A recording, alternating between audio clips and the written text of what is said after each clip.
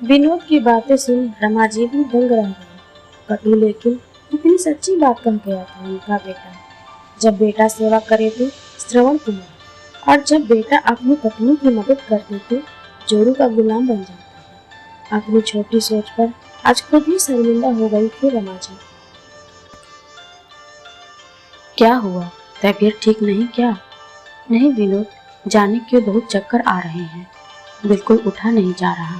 कोई बात नहीं, कमजोरी है बस, तुम आराम करो, मैं चाय बनाता हूँ।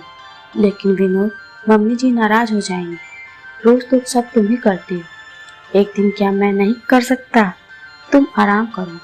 विनोद ने सौम्या के बालों को सहलाकर मुस्कुराते हुए कहा, तो सौम्या भी मुस्कुरा उठी और निश्चिंत मन से आंखें बंद कर करवट बदल लिया। सौम्या और विनोद की शादी को अभी कुछ ही महीने बीते थे। विनोद के घर में सिर्फ उसकी माँ रमा जी थी।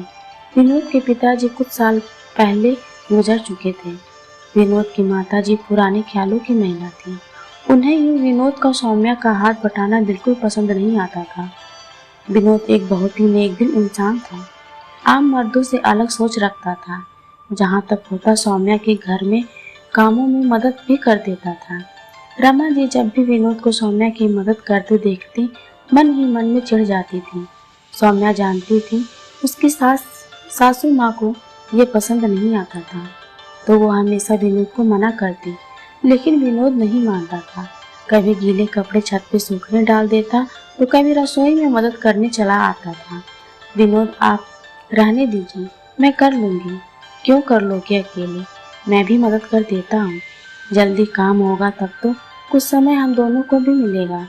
लेकिन माँ जी, क्या माँ जी, शादी के पहले मैं उनकी भी तो मदद करता था, सो अब तुम्हारी कर रहा हूँ।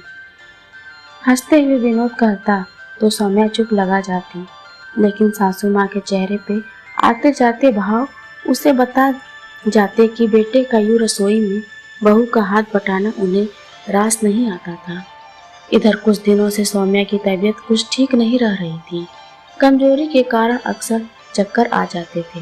सब कुछ जान सुन के भी रमा जी निर्विकार भाव से चुप्पी लगाए रखती थी, जैसे कुछ मालूम ही ना हो।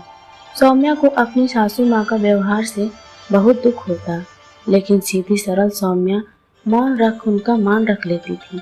आज भी सौम्या को आराम करता छोड़ विनोद ने चाय बना खुद भी पिया और अपनी माँ को भी दे दिया।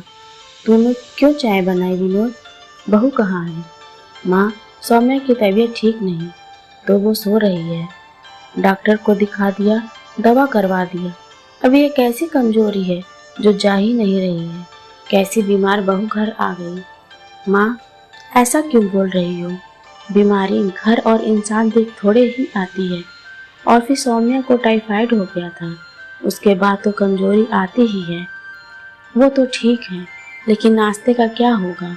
मेरी भी उम्र हो चली है, मुझसे इतना काम नहीं होता। बेटे के बात पे मुंह बनाती रमा जी ने कहा। माँ की बात पे विनोद आश्चर्य में पड़ गया। अभी 6 महीने ही हुए थे सौम्या और को बहू बने आए हुए। उसके पहले तो सारा काम माँ अकेले ही करती थी। एक काम वाली आती थी सफाई करने, उसके साथ भी माँ लगी रहती थी। और अचानक 6 महीनों में माँ इतनी बूढ़ी हो गई कि एक कप चाय भी नहीं बना सकती थी। माँ के साथ बहस करना विनोद को किसी भी दृष्टिकोण से उचित नहीं लगता था, इसलिए उसने बिना कोई जवाब दिए नाश्ते की तैयारी की और ऑफिस निकल पड़ा। थोड़ा सोकर सौम्या उठी तो तबीयत संभली लग रही थी। नहा धोकर दोपहर का खाना बनाया। माँ जी, खाना खा लीजिए। बहुत जल्दी बना दिया खाना बहू, अब सीधा रात को ही खाऊंगी। मेरा मन तो मेरे बेटे की हालत देखकर ही भर गया। अच्छा खासा मेरा श्रवण कुमार जैसा बेटा जोरू का गुलाम बनकर रह गया है। सासू माँ की रूखी बातें सुनकर सौम्या की रुलाई फूट पड़ी। चुपचाप सास को खाना दे कमरे में आ गई। पिछले 6 महीनों की बीती बातें आंखों के आगे चलचित्र सी घूम रही थी। कितनी खुश थी सौम्या विनोद को अपने हमसफर के रूप में पाकर। उसका सौम्य स्वभाव और सुलझा व्यक्तित्व सौम्या को बहुत पसंद आया था। छोटा सा परिवार था विनोद का। कहाँ सौम्या ने सोचा था कि अपनी सासू माँ की सेवा कर उनका दिल जीत ले। लेकिन यहाँ तो सासू माँ हमेशा उखड़ी उखड़ी रहती सौम्या से। शाम को विनोद ऑफिस से आया तो सौम्या की सूजी आंखें और माँ का सूजा मुंह जैसे सब बता दिया उसे। समझ तो विनोद भी रहा था कि उसकी माँ का व्यवहार सौम्या के प्रति अच्छा नहीं, लेकिन माँ को दुख ना हो तो चुप लगाए हुए था। क्या हुआ माँ, सब ठीक है ना? मुझे क्या होना है, तुनक के माँ ने जवाब दिया। फिर नाराज क्यों हो? सौम्या का चेहरा भी उतरा हुआ है। वाह बेटा वाह, बड़ी जल्दी बीवी का चेहरा पढ़ना सीख गया। जा अब जा कर मना उसे, खाना बना खिला, रसोई में रखे बर्तन धो। पक्का जोरू का गुलाम बन गया है तू तो। ऐसी उम्मीद ना थी तुझसे। कभी देखा है अपने चाचा ताऊ के बेटों को अपनी पत्नियों की मदद करते? वो तो अच्छा है हम अलग रहते हैं, वरना सबके बीच मजाक बनकर रह जाते हम माँ बेटे। माँ की बातें सुन विनोद सन्न रह गया। ये कैसी बातें कर रही हो माँ? अगर पत्नी बीमार है और पति उसकी मदद कर दे तो वो जोरू का गुलाम बन जाता है।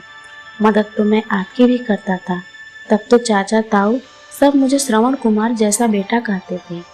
अब अगर मैं सौम्या की मदद कर रहा हूँ तो वो भी तब जब उसकी तबीयत ठीक नहीं है, तो मैं गुलाम बन गया। माँ, जब सौम्या हम दोनों का ध्यान रख सकती है तो क्या मेरा और आपका फर्ज नहीं है कि हम उसका ध्यान रखें?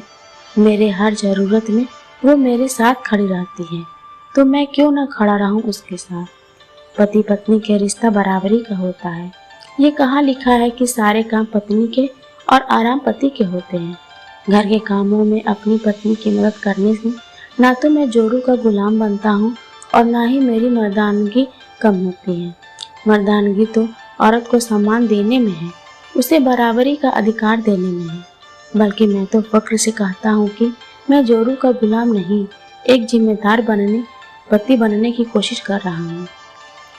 माँ, बहुत छोटा परिवार है हमारा, बस हम तीन ही तो हैं। आप बड़ी हैं, हमारी माँ हैं। ऐसे में अगर आप हम दोनों को प्यार और आशीर्वाद नहीं देंगी तो कौन देगा? माँ, सौम्या बहुत अच्छी लड़की है, उसको प्यार देंगी तो बदले में आप भी मान सम्मान पाएंगे। विनोद की बातें सुन रमा जी भी दंग रह गई। कटु लेकिन कितनी सच्ची बात कह गया था उनका बेटा। जब बेटा सेवा करे तो श्रवण कुमार, और जब बेटा अपनी पत्नी की मदद कर दे तो जोरू का गुलाम बन जाता है। अपनी छोटी सोच पर आज खुद ही शर्मिंदा हो गई थी रमा जी। माँ के चेहरे पर आए भाव पर मन ही मन विनोद भी समझ गया कि आज उसकी माँ को रिश्तों की सही परिभाषा समझ आ गई थी। विनोद का मन निश्चिंत हो उठा था, क्योंकि अब उसका परिवार एक सुखी परिवार बनने की राह पर चल पड़ा था। जब भी कोई बेटा अपने माता पिता भाई बहन की सहायता या सेवा करता है तो श्रवण कुमार बन जाता है, लेकिन जब वह अपनी पत्नी की मदद कर दे तो जोरू का गुलाम बन जाता है। यह कहाँ तक उचित है? पति पत्नी तो बराबर के रिश्ते में होते हैं, फिर प्यार और देखभाल दोनों को एक दूसरे की बराबरी ही करनी चाहिए।